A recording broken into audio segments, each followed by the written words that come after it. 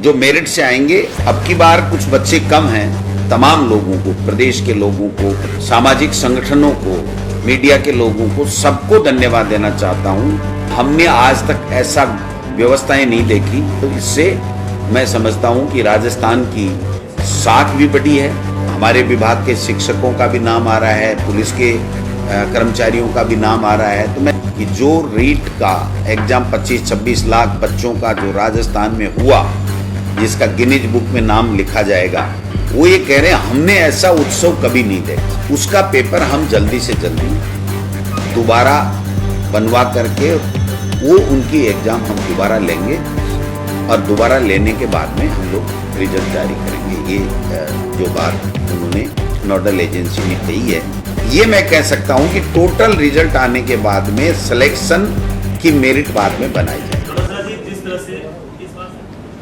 क्योंकि इसके अलावा अब ये सिलेक्शन ही है इनका। जो मेरिट से आएंगे और उनकी फिर काउंसलिंग की जाएगी और काउंसलिंग से उनको जो स्कूल या कॉलेज जो बीएसटीसी की है उसमें इनको मिलेगा। अब की बार कुछ बच्चे कम हैं। पिछली बार 6,70,000 के लगभग थे, अब की बार 4,70,000 के लगभग हैं। इसका कारण ये रहा कि जो एनसीटी ने जो गाइडलाइन चेंज की कि L1 और L2 में दोनों में बीएड के बच्चे बैठ सकते हैं। हालांकि ये मैटर हाईकोर्ट में सब जुडिश है, इनकी एग्जाम दिला दी गई है, लेकिन शायद रिजल्ट के लिए अभी हाईकोर्ट ने रोका हुआ है। तो निश्चित रूप से उस कारण से ये प्रभावित हुआ है। और अगर यही नियम कानून कायदा रहता है तो अब आने वाले समय में और भी ज्यादा इसके ऊपर प्रभाव पड़ने वाला है, क्योंकि नेचुरली जो बीएड ग्रेजुएशन करने के बाद में करता है वो बच्चा जो हायर सीनियर सेकेंडरी के बाद में जो बच्चा करता है उससे ज्यादा टैलेंट होता है, ज्यादा सीनियर होता है। तो निश्चित रूप से उस पेपर को हल करने में उसके लिए सुविधा रहती है। चूंकि अब भारत सरकार का कानून था, मैंडेटरी था, तो हमने किया और अब हाई कोर्ट इसकी इंटरप्रिटेशन किस प्रकार से करता है व्याख्या, उसके ऊपर हम लोग आगे से चलेंगे। और अभी जो रिजल्ट जो आएगा, मैं समझता हूं कि रीट का वो भी इस रिजल्ट के ऊपर ही आधारित होगा। जो हाई कोर्ट कहेगा उसी हिसाब से आगे चलेगा। दूसरा मैं कहना चाहता हूं कि कल तमाम लोगों को, प्रदेश के लोगों को, प्रशासनिक अधिकारियों को, शिक्षकों को, हमारे विभाग के तमाम अधिकारी, कर्मचारी, शिक्षक, उनको, पुलिस को, माननीय मुख्यमंत्री जी को विशेष रूप से, सामाजिक संगठनों को, पत्रकारों को, मीडिया के लोगों को, सबको धन्यवाद देना चाहता हूं कि इस एग्जाम जो सबसे बड़ी देश की एग्जाम थी उसको पूरी पारदर्शिता के साथ में संपन्न कराने के लिए सबका सहयोग हमको बहुत शानदार तरीके से मिला। और हमारा एक लोक कल्याणकारी सरकार का जो मैसेज था वो पूरे देश में, अन्य स्टेट्स में भी गया। और जब दूसरे स्टेट्स के जो बच्चे आए उन्होंने भी कहा कि हमने आज तक ऐसा व्यवस्थाएं नहीं देखी कि हमको बाकायदा तिलक लगा करके गांव के लोग, एनजीओ, भामाशाह वो भेज रहे हैं, पुलिस वाले सेंटर पे छोड़ के आ रहे हैं और पूरे खाने और रहने का इंतजाम किया जा रहा है। तो माननीय मुख्यमंत्री जी ने जब बजट घोषणा की थी कि हम राजस्थान रोडवेज की बसों में फ्री करेंगे, तो जब ये संज्ञान में आया कि ये बच्चे राजस्थान रोडवेज की बसों में नहीं जा पाएंगे, तो मुख्यमंत्री जी ने एक बैठक बुला करके ये घोषणा की कि हम लोग सबको फ्री करेंगे, प्राइवेट बसों का अधिग्रहण करेंगे और उसका पैसा सरकार देगी। तो इससे बढ़िया कोई निर्णय मैं समझता हूं हो नहीं सकता। इस परीक्षा को पारदर्शिता के साथ संपन्न कराने के लिए भी माननीय मुख्यमंत्री जी ने विभाग के प्रस्तावों को स्वीकार करते हुए जो कड़े फैसले और पूरे पुलिस प्रशासन को पूरी मुस्तैदी के साथ में लगाया, और जो लोग पाए जाएंगे उनको बर्खास्त किया जाएगा और अंदर मोबाइल वगैरह नहीं ले जाया जाएगा, चाहे कोई कितना भी बड़ा अधिकारी हो वो नहीं ले जाएगा। तो इससे मैं समझता हूं कि राजस्थान की साख भी बड़ी है। जिन बच्चों ने मेहनत की है उनको परिणाम भी मेहनत के मुताबिक मिलेंगे। एक सेंटर जो हमारा अलवर जिले का था उसमें कुछ देरी से ट्रैफिक जाम होने की वजह से पेपर थोड़ा देरी से मिला और फिर वहाँ के लड़कों ने वहाँ पर परीक्षा देने से इनकार कर दिया। जहाँ पर मौजूदा जो भी अधिकारी थे उन्होंने प्रयास किया, लेकिन चूंकि जब तक जिला कलेक्टर जिला प्रशासन आता समझाइश करता तब तक काफ़ी देर हो चुकी थी। लेकिन सेकंड पारी का जो एग्ज़ाम है वो पूरे तरीके से वहाँ पर जो सेंटर पे थे उसको सबको ले आया गया। आप सबने मीडिया में चलाया है, आप सबको पता है कि किस प्रकार से कैसे कैसे प्रयास किए गए लोगों के द्वारा। चप्पलों में सिम डाल दी गई, कई सरकार के हमारे विभाग के शिक्षकों का भी नाम आ रहा है, पुलिस के कर्मचारियों का भी नाम आ रहा है। तो मैं समझता हूँ इस बात को जो घोषणा माननीय मुख्यमंत्री जी ने की है उसी के संदर्भ में देखा जाएगा, इसमें किसी को शंका करने की आवश्यकता नहीं है। लेकिन मैं इतना कहना चाहता हूं कि जो रीट का एग्जाम 25-26 लाख बच्चों का जो राजस्थान में हुआ, जिसका गिनीज बुक में नाम लिखा जाएगा अगर गिनीज बुक वाले हमारी बात मानेंगे तो, और जिस तरीके से शानदार तरीके से दिया गया, आप सोशल मीडिया में उनके कमेंट्स देखिए। जो बच्चे बाहर से एमपी से यूपी से बिहार से आए वो ये कह रहे हैं हमने ऐसा उत्सव कभी नहीं देखा। यानी अपनी एग्जाम को वो उत्सव के रूप में लोगों ने परिवर्तित किया। इसके लिए मैं विशेष रूप से तमाम जो भामाशाह और जो लोग इस व्यवस्थाओं में जुटे थे, सरकार के कार्मिकों की तो ड्यूटी थी, लेकिन वो जो लोग जुटे और जिस प्रकार से खाना और व्यवस्थाएं दी, मैं समझता हूँ हम उनको सैल्यूट करते हैं कि ऐसे लोगों ने एक अच्छा उदाहरण पेश किया जिससे हमारे राजस्थान प्रदेश का उन्होंने गौरव बढ़ाया है। मैं समझता हूं कि ये सारी की सारी चीज़ें आपको बतानी इसलिए ज़रूरी थी कि कल सब लोग जिज्ञासा कर रहे थे किस प्रकार से होगा। अभी मैंने नोडल एजेंसी को निदेशक महोदय को कहा था कि आप बात कीजिए कि हम इस सेंटर के बारे में और जो बच्चे उस सेंटर के ऊपर पर्टिकुलर रह गए उसके बारे में हम लोग क्या करने वाले हैं। इन्होंने वहाँ के चेयरमैन और सेक्रेटरी से बात की है, वो ये कह रहे हैं कि जो सेंटर पूरा का पूरा रह गया था उसका पेपर हम जल्दी से जल्दी दोबारा बनवा करके एक सेंटर पे या 2 सेंटर पे जैसे भी उनको ठीक लगेगा वो उनकी एग्ज़ाम हम दोबारा लेंगे और दोबारा लेने के बाद में हम लोग रिजल्ट जारी करेंगे। ये जो बात उन्होंने नोडल एजेंसी ने कही है। फिर भी अगर कोई दिगर बात आएगी तो विभागीय स्तर के ऊपर उसकी जांच कमेटी भी बैठा दी जाएगी। अगर कोई किसी तरह की कोई बात आती है ऐसी जिसके लिए जांच किया जाना जरूरी है तो उसकी जांच कमेटी भी हम लोग बढ़ा देंगे। जो पेपर पहुंचना चाहिए था 8:30 बजे वो 10:20 के ऊपर पहुंचे, तो ट्रैफिक जाम होने की वजह से जो एक तरीके से प्रशासनिक चूक रही है। हालांकि उनको एक कह दिया गया है कि आपको इतना समय हम ज़्यादा दे देंगे, लेकिन हर तरह के लोग रहते हैं, उसके ऊपर वो राजी नहीं हुए और वो एग्ज़ाम नहीं हो पाई। तो ये एक त्रुटि मैं समझता हूँ कि प्रशासनिक व्यवस्था के ऊपर भी रही, लेकिन वो मजबूरी में हुई क्योंकि अब ट्रैफिक जाम होना किसी के बस में नहीं है, नेशनल हाईवे था। तो मैं समझता हूँ ये सारी चीज़ें हुई है। इसके लिए हम लोग उन बच्चों का नुकसान नहीं हो इसलिए हम ये एग्ज़ाम दोबारा लेंगे।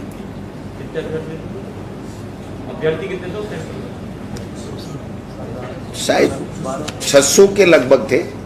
मैं क्योंकि नोडल एजेंसी अलग है तो हम इसमें ज़्यादा नहीं पढ़ते सरकार वाले, हम कहते हैं जो था। अभी मैंने पूछा कि आप क्या करने जा रहे हैं, क्या निर्णय लिया नोडल एजेंसी, तो उन्होंने कहा हम दोबारा एग्ज़ाम इनकी लेंगे और मुझे तो जो कहा गया 15-20 दिन में हम लोग इनकी एग्ज़ाम की व्यवस्था कर देंगे। तो मैं समझता हूँ कि 15-20 दिन में, 2 दिन आगे पीछे भी हो सकता है, लेकिन जल्दी एग्ज़ाम दे करके उन बच्चों का कोई नुकसान नहीं हो, इस बात को हम सुनिश्चित करें। देखिए, जो आप सबने देखा होगा कि जहाँ जहाँ भी पुलिस की मुस्तैदी के साथ में, प्रशासन की मुस्तैदी के साथ में जो लोग गड़बड़ करते पाए गए, उन लोगों के खिलाफ कार्रवाई हुई है। और ये कार्रवाई जब इतने लोगों के खिलाफ हुई है तो अगर इनकी चेन सर्किल आगे जाएगी तो जितने आगे तक जाएगी उतने आगे तक हमारी सरकार, जो भी एजेंसीज हैं जांच करने वाली, वो ले जाएंगे।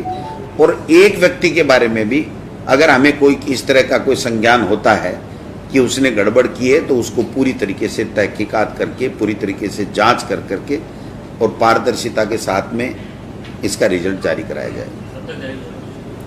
अब वो तो देखो नोडल एजेंसी का काम है। जो परीक्षा होने के बाद ही पूरी परीक्षा का रिजल्ट एक साथ ही जारी किया जाएगा, अलग-अलग जारी किया जाएगा?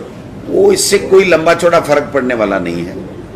वो नोडल एजेंसी जो चाहे जैसे करे, उसमें सरकार का कोई रोल नहीं रहता है, क्योंकि उनका भी रिजल्ट आना है। ये तो एलिजिबिलिटी टेस्ट है, तो एलिजिबिलिटी टेस्ट में जो नंबर जिसके आएंगे वो आएंगे। मेरिट एक बार ये मैं कह सकता हूं कि टोटल रिजल्ट आने के बाद में सिलेक्शन की मेरिट बाद में बनाई जाएगी। जिस तरह से इस बार सख्ती हुई है तो आने वाले एग्जाम के अंदर भी इसी तरह की सख्ती देखने को मिलेगी या इससे भी और ज्यादा जो है सख्ती मिलेगी? बिल्कुल, देखिए अब इससे कई चीजें, सूचनाएं मिली हैं कि किस तरीके से ये लोग बाग नकल कराते हैं, कैसे कैसे गिरोह सक्रिय रहते हैं, कैसे कैसे मिले हुए होते हैं। तो जो हमें इन चीजों का पता, प्रशासन को पता चलता है, तो उससे आगे के समय में उनको और ज़्यादा अच्छे तरीके से और ऐसी नकलें नहीं हो या गड़बड़ियाँ नहीं हो, उसको रोकने के लिए हम लोगों के पास में जो एजेंसीज हैं उसको क्लू मिलते हैं और जिससे और ज़्यादा बेहतर तरीके से आगे के एग्जाम्स हो सकें। अच्छी परीक्षा रही, सभी ये कह रहे हैं, लेकिन खासतौर से नकल गिरोह का आपने पकड़ा, लेकिन घर में जिन लोगों को सिक्योरिटी में लगाया था, शिक्षक ज़्यादा पकड़ में आए हैं, पुलिस के कर्मचारी पकड़ में आए, तो ये भी एक सबक होगा अगली बार। देखिए, निश्चित रूप से हमें पता था कि सरकारी अधिकारी कर्मचारी अगर इसमें शामिल हो जाए तो उस जो मेहनत की है उस बच्चे के साथ में अन्याय होगा। इसीलिए इतना कड़ा फैसला हिंदुस्तान में किसी स्टेट में नहीं लिया गया कि सरकारी कार्मिक को बर्खास्त किया जाएगा, कभी कहीं नहीं लिया गया। सरकार की मंशा बहुत साफ और स्पष्ट है कि हम लोग ऐसे लोगों को कतई नहीं बख्शेंगे। जो लोग मेहनत करते हैं, जो बच्चे मेहनत करते हैं, उनको ईमानदारी से उनका रिजल्ट मिलना चाहिए। तो मैं समझता हूं कि जिन जिन कार्मिक पाए गए हैं, अब इतने बड़े अथाह समूह में 8 करोड़ लोगों में आप किसको क्या कैसे पहचान सकते हो? जब कोई चीज़ सामने आती है तभी ये चीज़ें होती हैं। लेकिन इससे निश्चित रूप से आगे आने वाली परीक्षाओं में और ज़्यादा पारदर्शिता रहे, ईमानदारी से परीक्षाएं हों, अच्छे सुव्यवस्थित तरीके से हों, उसमें हम लोगों को मदद मिलेगी। क्योंकि ये लोग चिन्हित हो गए, अब चिन्हित हो गए तो ये तो हो ही गए, अब जांचें चलेंगी। जब जांचें चलेंगी तो इनके आगे तक कहाँ तक कनेक्शन है वो भी जाएगा। तो एक तरीके से इनके जड़ तक पहुंचने में सरकार को मदद मिलेगी। सर, एक सवाल है कि कल बहुत सारे सेंटर पे ये देखने को मिला कि सेकंड लैंग्वेज किसी ने पंजाबी भर रखी थी, किसी ने सिंधी भर रखी थी, वहाँ पेपर पहुँचा ही नहीं। और अनंत कानून में दूसरे सेंटर से जब पेपर मंगाया गया तो कोड अलग हो गए, समय काफ़ी बर्बाद हो गया। तो क्या ऐसे विद्यार्थियों को राहत मिली? हमारे संज्ञान में ऐसी कोई चीज़ नहीं है। ऐसा कोई भी मामला हुआ होगा तो वो नोडल एजेंसी माध्यमिक शिक्षा बोर्ड को अपनी लिखित में शिकायत दे, वो उसके ऊपर परीक्षण उपरांत जो भी निर्णय लेंगे वो उनको लेना है। सरकार का इसमें कोई हस्तक्षेप नहीं। बहुत से परीक्षार्थियों का ये भी आरोप है कि उनको खुले पेपर मिले और ऐसा एक सेंटर पे नहीं हुआ, एक से ज्यादा सेंटर्स पे हुआ। ये सब गलत बात है। ये तो जिसकी तैयारी नहीं होता है वो तरह तरह की बात लगाता है। बहुत से विद्यार्थियों के खोलने की जरूरत कहाँ थी? अगर खुले तब तो एक पेपर ही खुल जाए। सारे पेपर कोई खोलता है क्या? तो खोलने वाला, जब हमने वीडियोग्राफी जहाँ से पेपर उठ रहा है वहाँ से लेकर के बंट रहा वहाँ तक कराई है, तो ऐसे किसी का ये कहना मैं समझता हूँ बिल्कुल गलत है। इस तरह की कोई शिकायत ऑथेंटिक रूप से किसी के सामने नहीं है। पेपर आया 1.5 घंटे पहले आया गया कि एक कांस्टेबल के फोन पर पाया गया तो पुलिस ने मामला पकड़ा, तो क्या इसे माना जाएगा?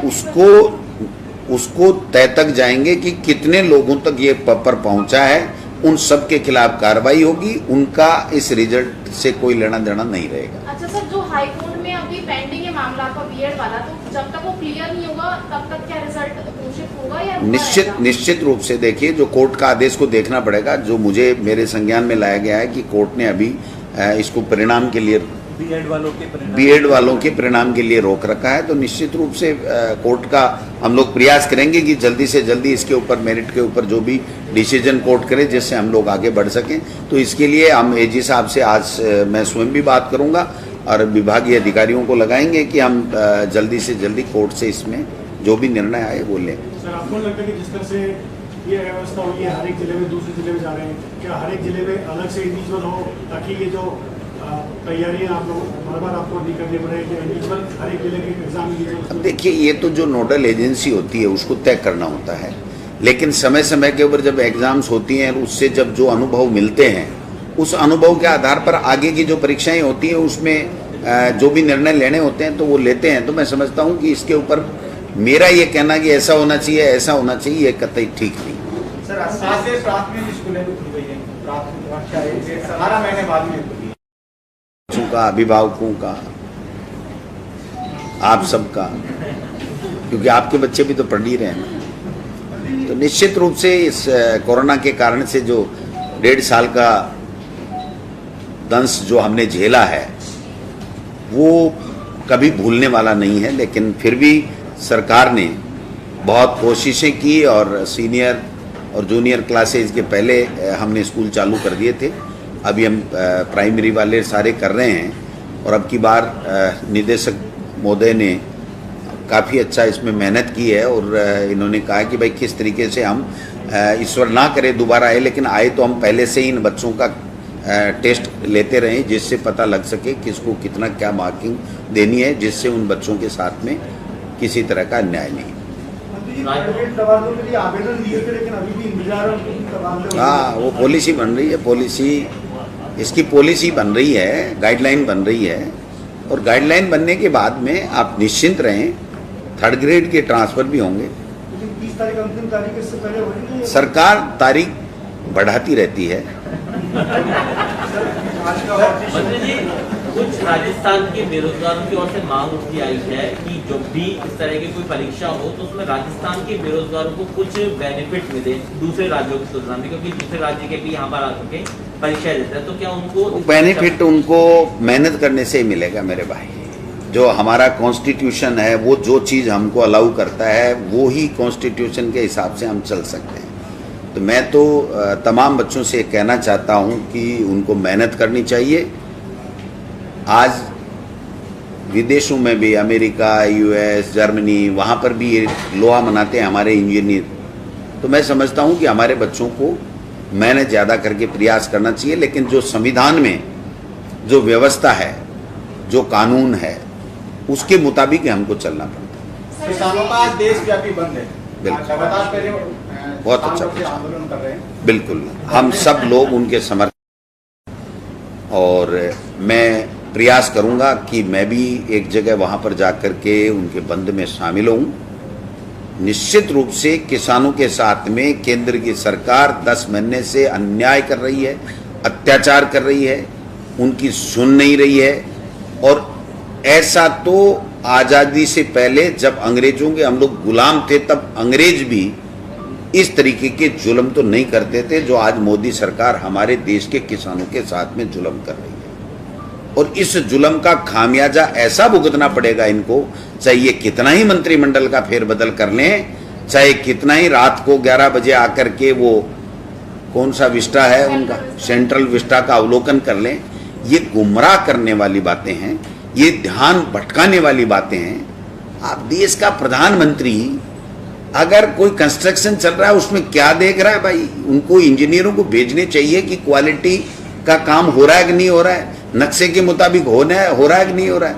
वो कोई बगीचा थोड़ी है, बाग थोड़ी है जो टहलने जा रहे हैं। लेकिन ये तो देश के प्रधानमंत्री हैं।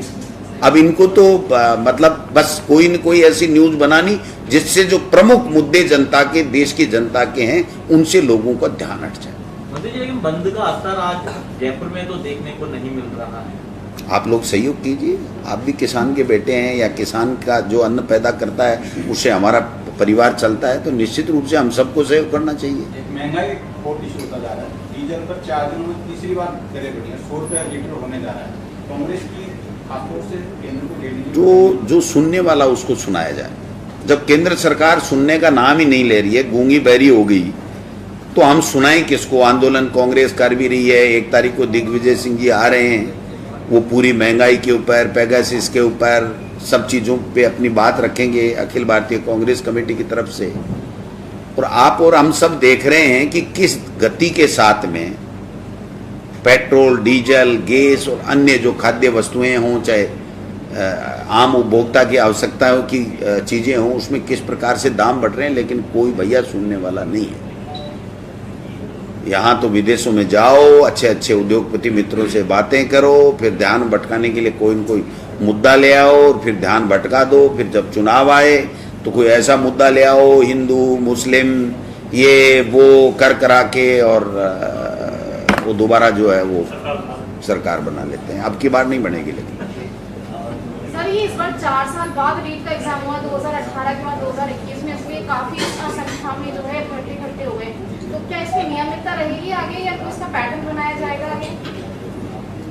देखते हैं, जो भी बनता रहेगा। समय समय पे सब चीज़ें सुधरती रहती है। जो भारत सरकार का शिक्षा मंत्रालय वो कोई गाइडलाइन दे दे, एनसीटी कोई गाइडलाइन दे दे, या हमारे कोई कानून में कोई किस तरह की बात आए, तो इसमें सब पे संभावनाएं चलती रहती हैं। आज की तारीख में तो जो चीज़ है ना, उसी को फाइनल मान के चलाओ। Thank you. अभी तो कल से सरकार का कार्यकाल बचा, इससे पहले वो रीट के एग्जाम की क्या चीज़? 2 साल का और कार्यकाल सरकार है, कभी भी कर सकती है। दोबारा वैकेंसी निकलेंगे तो रीट भी दोबारा होगी, इसमें क्या दो रहा है? 2 साल में अगर 3rd ग्रेड की भर्ती सरकार दोबारा निकालती है तो रीट की एग्जाम भी दोबारा होगी, क्योंकि जो नए बच्चे आज जो बीएड नहीं कर पाए या ग्रेजुएशन नहीं कर पाए, जब तक नए लोग आ जाएंगे तो उनको कम मौका मिलेगा। इसलिए ये तो मैंडेटरी है। किसी भी एग्जाम करने से पहले अगर नया स्टूडेंट आ जाता है तो उसको मौका देना कंपलसरी है। जब नए को मौका दोगे तो पुराने को मना नहीं कर सकते, आप दोबारा दे सकता है अगला। तो सर, एक नया प्रयोग किया गया है डायरेक्ट माध्यमिक शिक्षा के द्वारा कि जो बच्चे हैं 1ली से लेकर 8वीं 10वीं तक, उनका भविष्य खराब नहीं हो, तो किस तरह का एक मतलब कितने लेवल में टेस्ट कराए जाएंगे उनके हिसाब से? इतना बढ़िया प्रयोग वो तो लंबा चौड़ा है, ये अलग से आपको कॉपी भेज देंगे। लेकिन मेरा कहने का मतलब ये है कि हम कोरोना की मार झेलने के बाद में इतने सचेत हो गए कि हमने हमारा ऑनलाइन जो सिस्टम है उसको भी डेवलप किया है, और जब स्कूलें खुल रही हैं तो उसमें किस तरीके से बच्चों का कोरोना नहीं है उसको ध्यान रखा जाए, उनके सिलेबस को कितना कम किया जाए जिससे उनको दिक्कत नहीं हो, और उसके बाद में उनको वर्क बुक दे करके कैसे उनको ठीक किया जाए, और जो परीक्षा टेस्ट वगैरह लेकर के उनका हम लोग ऐसे मूल्यांकन करते रहें हर महीने में, जिससे हमें कभी ऐसी विपदा आए तो हम लोग उसको बिल्कुल 100%। आप बहुत से आप और आप भी सब सही हो, लेकिन आपने बहुत सही पूछा कि राजस्थान में ऐसे ऐसे शिक्षा विभाग में, और ये जो रीट वाला है, ये तो माननीय मुख्यमंत्री जी को मैं धन्यवाद देना चाहूँगा। और आप थोड़ा सा ढंग से इसको देखना, जिससे मिल जाए कि रीटोत्सव मेरे पास जो आ रहे हैं ना, कि रीटोत्सव में आयोजन में भाग लिया हमने और बहुत आनंद की अनुभूति हुई। तो ऐसे मतलब आयोजन में इसको बदल दिया, तो इसके लिए माननीय मुख्यमंत्री जी और हमारी सरकार में तमाम जो लोग और अभिभावक और मीडिया के बंधु सब बधाई के पात्र हैं, धन्यवाद के पात्र।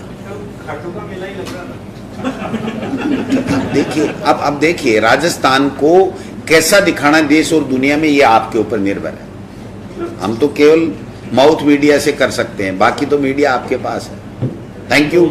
सुनहरे अक्षरों में दिखाया है। माननीय मंत्री जी का बहुत बहुत आभार। सराहनीय था सर। आप लोग ये गिनीज में खुद एप्लीकेशन भी लगाओगे? आदरणीय रामधारी सिंह जी दिनकर ने लिखा था इस तरह के जो आपके जैसे व्यक्तित्व के लिए कि जीवन उनका नहीं युधिष्ठिर जो उससे डरते हैं, वो उनका जो चरण रोग निर्भय होकर लड़ते हैं।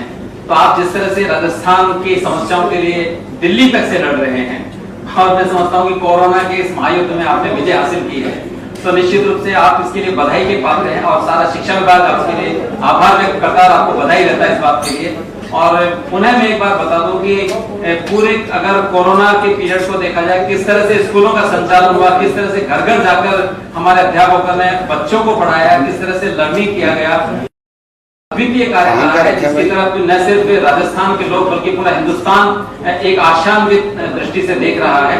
और आप वास्तव में पुनः एक बार बधाई के पात्र हैं।